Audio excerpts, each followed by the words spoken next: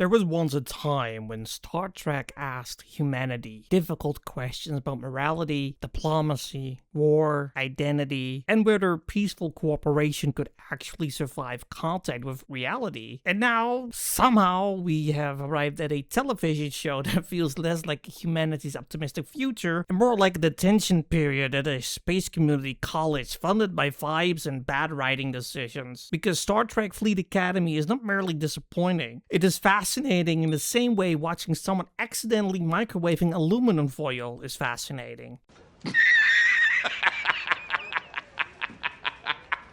Since you know something deeply preventable is about to spark violently while everyone involved insists this was absolutely the intended outcome. And the truly painful part is not that it's only incredibly bad, but the sheer fact that it carries the Star Trek name, a franchise that once represented thoughtful science fictions grounded in philosophy, ethical debate, and characters solving problems by talking, instead of emotionally spiraling through hallway arguments like interstellar teenagers trapped in a group project. When you watch Star Trek The Next Generation, you weren't watching explosions compete for screen time with identity crises written like social media discourse threads.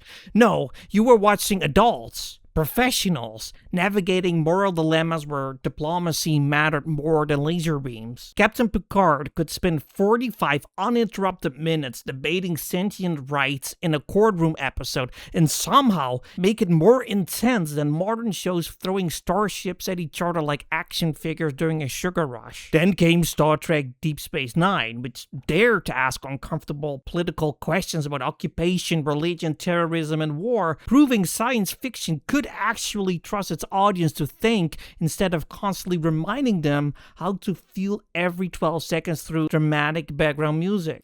Heck, even Star Trek, the original series, operating on cardboard sets and optimism held together with duct tape, managed to explore Cold War anxieties, racism, and human cooperation with more maturity than productions today costing rough the GDP of a small moon colony. And then we arrive at Star Trek Fleet Academy, which appears to ask the bold creative question: what if Starfleet's training felt exactly like a streaming service teen drama where everyone looks emotionally exhausted despite living in a post-scarcity utopia? Because apparently humanity solved poverty, hunger, and also an interstellar conflict. Wait, what?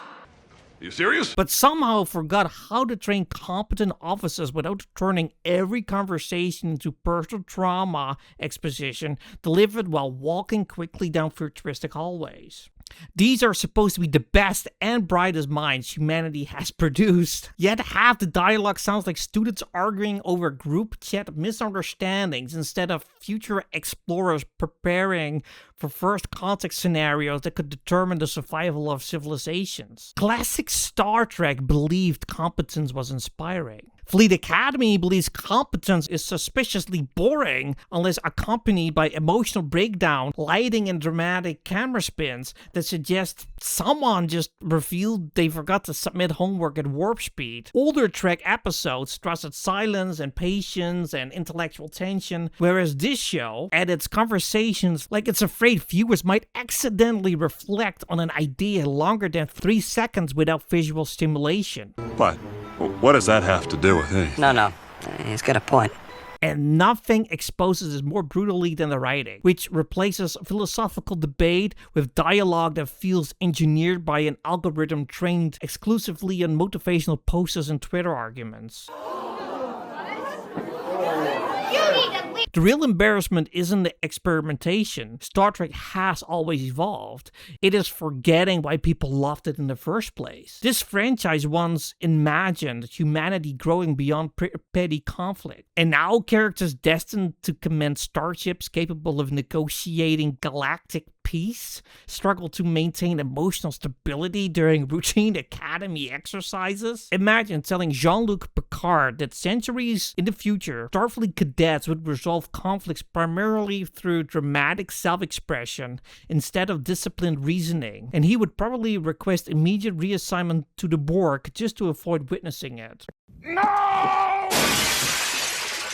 Everything looks incredible, of course. The ships shine, the lighting glows, and yet beneath all that semi-polish exists the narrative relevant of replicated food that looks perfect, but somehow tastes like existential disappointment. Because spectacle without substance is not progress. It is cosplay funded by nostalgia. People defending shows like this often say, well, it's just different now. But Star Trek was never popular because it chased trends. It became timeless precisely because it resisted them. It believed audiences wanted intelligence, optimism, and stories where humanity's future depended on cooperation rather than constant emotional chaos. Fleet Academy doesn't feel like the future aspiring upward. It feels like present refusing to grow up. And maybe that's the strangest part of all. In a universe where humanity eliminated scarcity, mastered faster than light travel, and joined a federation of alien civilizations dedicated to peace, the one problem Starfleet apparently could not overcome was turning officer training into space high school drama. So yes, Star Trek Fleet Academy may technically take place in the future. It feels like we've boldly gone backwards. Roll credits before someone starts another emotional monologue in the hallway.